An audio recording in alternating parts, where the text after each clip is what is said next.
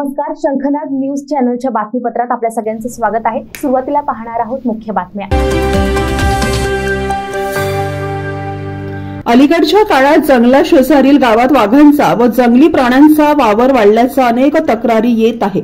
नागपूर जिल्ह्यातील रामटेक व इतर वनक्षेत्रात जंगलात चरायला गेलेल्या पाळीव जनावरांसह गुराखी, शेतकरी, आदिवासी यांच्यावर हल्ले झाले आहे।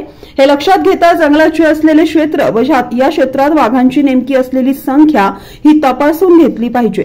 जर संख्या अधिक झाली असेल तर तेथील वाघांना इतर ठिकाणी स्थलांतरित करण्याचे निर्देश वनमंत्री सुधीर मुनगंटीवार यांनी आज दिले आहे। वनक्षेत्रात मोडणारी गावे व वनक्षेत्राच्या शेजारी असलेली गावे यांच्या सुरक्षिततेसाठी वन विभागासमेत स्थानिक लोकप्रतिनिधींचा सहभाग असलेल्या समित्यांची भूमिका अधिक महत्त्वाची आहे।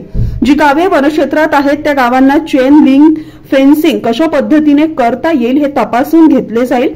यात जिल्हा वार्षिक योजना, आदिवासी विभाग, वन विभाग आणि सीएसआर फंडच्या माध्यमातून प्रायोगिक पातळीवर एखाद्या गावाचे नियोजन करण्याचे निर्देश वनमंत्री सुधीर मुनगंटीवार यांनी दिले।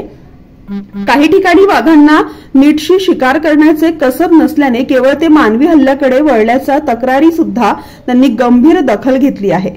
अशा वाघांची खात्री करून त्यांना जेरबंद करण्याचे निर्देशही त्यांनी दिले। हे वाघ खुल्या जंगलापेक्षा गोरेवाडा सफारी येथे स्थलांतरित करण्यास त्यांनी सांगितले। या उपाययोजनांसह अलीकडच्या काळात एआयच्या माध्यमातून याबाबत प्रयोग करून पाहता येतील। यात प्रामुख्याने गावाच्या सीमेत वाघ शिरल्यास अलार्म सायरन, गावातील लोकांच्या मोबाईलवर SMS संदेश पोहोचवणे शक्य आहे। याबाबत भारतीय सैन्य दल व जिल्हा पोलीस अधीक्षक यांच्याकडून तंत्रज्ञानाची शक्य आवश्यकता पडताळून घेण्याचे त्यांनी सांगितले। कॅमेरामॅन सचिन सह सनी भोंगाडे, शंखनाद न्यूज, नागपूर।